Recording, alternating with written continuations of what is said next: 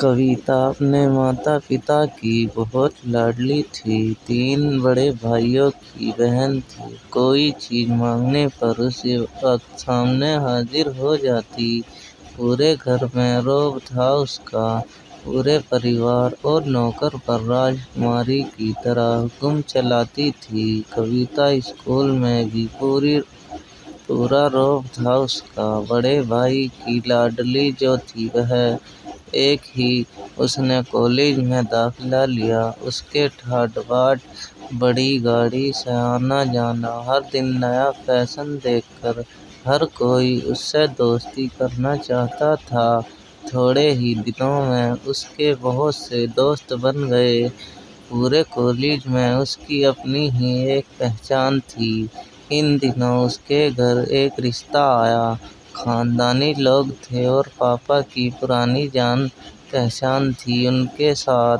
कविता को साथ कोई ज़बरदस्ती नहीं थी, पर कविता ने फिर भी हाँ कर दी, क्योंकि वह अपने परिवार से बहुत प्यार करती थी।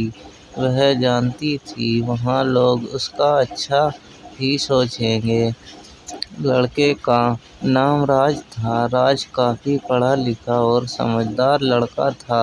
ससुराल वाले भी बहुत अच्छे थे। ससुराल में कविता की जगह वैसी ही थी जैसे कि मायके में। कोई भी कार्य कविता की सलाह के बिना नहीं होता था। सबकी लाडली बहू बन गई थी वह। फिर उसके घर एक बेटे का जन्म हुआ। राहुल कविता को जान से प्यारा था। राहुल पाकर ससुराल वाले तो फूला नहीं समाते थे। कविता कभी-कभी सोचती कि उसकी किस्मत कितनी अच्छी है।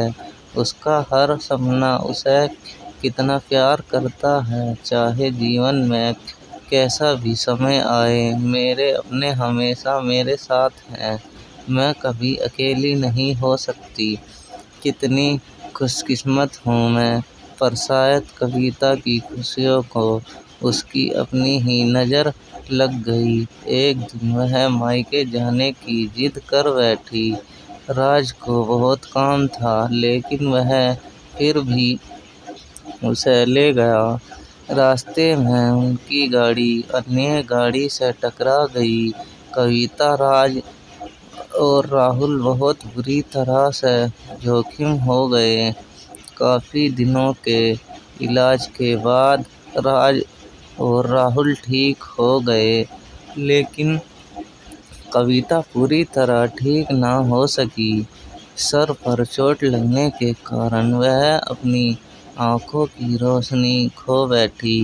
अब कविता की किस्मत जैसे उल्टे पाँव चलने लगी।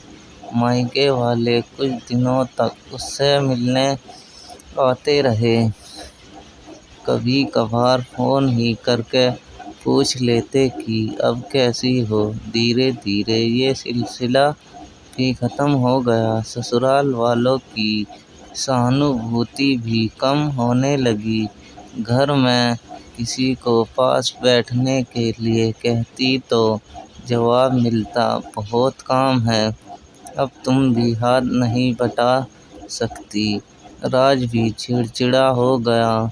बस राहुल ही था उसके साथ, जिसके साथ हँसते-खेलते उसका वक्त गुजरता। एक दिन कविता के हाथ से कुछ सामान गिर गया, जिसकी वजह से राहुल को हल्की सी चोट लग गई।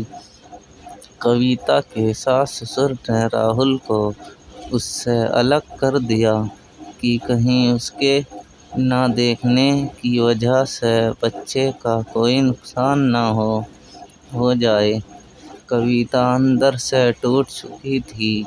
एक दिन उसने सबके सामने मायके जाने की इच्छा रखी तो राज उसे तुरंत मायके छोड़ आया, जैसे कि वह भी यही चाहता था। लेकिन राहुल को उसके साथ नहीं भेजा गया। कविता कभी राहुल से दूर नहीं रहती थी, पर अपनी कमी के कारण उसने ज़्यादा बहस नहीं की। कविता को लगा कि वह 3-4 दिन वहाँ रहेगी तो हवा पानी बदल जाएगा, क्योंकि वह कितने दिनों से कहीं भी बाहर नहीं गई थी। घर वाले भी इतने दिनों बाद उसे देखकर कितने खुश होंगे। कविता के घर पहुंचने पर सब लोग बहुत खुश हुए। खाने में सब कुछ कविता की पसंद का ही बना था। उसने अपनी मम्मी पापा और भाइयों से दिल खोल कर बात की। उसने छोटे छोटे बच्चे भी बुआ के साथ घुल मिल गए थे। रात को सोने के वक्त जब वह कपड़े बदलने लगी तो उसे पता चला कि उसका बैग तो पूरा भरा हुआ था। वह सब समझ गई। वह बहुत उदास हो गई। कुछ दिनों तक तो सब ठीक रहा, फिर जैसे सब बदलने लगा, सबका व्यवहार बदल रहा था। वह लोग जैसे थक चुके थे। उससे सब लोग घुमा फिरा कर पूछने लगे कि राज कब आएगा, आ रहा है, उसे ले जाते। वह बहाना बना देती, जबकि वह जानती थी उस घर में अब उसके लिए कोई जगह नहीं थी। कविता से चलते वक्त कुछ न कुछ नुकसान हो जाता। थोड़ी बहुत टोका टाकी उसे सुनाई देती, वह टाल देती। एक दिन उसके हाथ से लगकर एक कीमती फूलदान टूट गया। छोटी भाभी ने बहुत हंगामा मचाया। कविता के माता पिता रोज के झमेले से तंग आ गए थे। उन्होंने राज को खुद से फोन कर दिया। राज कविता को अपने घर ले गया। कविता को अपने परिवार वालों से ये उम्मीद न थी। जिस कविता के कहने बिना घर में एक पत्ता भी नहीं हिलता था, उस घर के लिए वह अब बोझ बन चुकी थी। राज के साथ ससुराल आते वक्त वह बहुत खुश थी, क्योंकि वह अपने घर जा रही थी, अपने जिगर के टुकड़े राहुल के पास। परंतु यह खुशी भी कुछ पल की ही थी।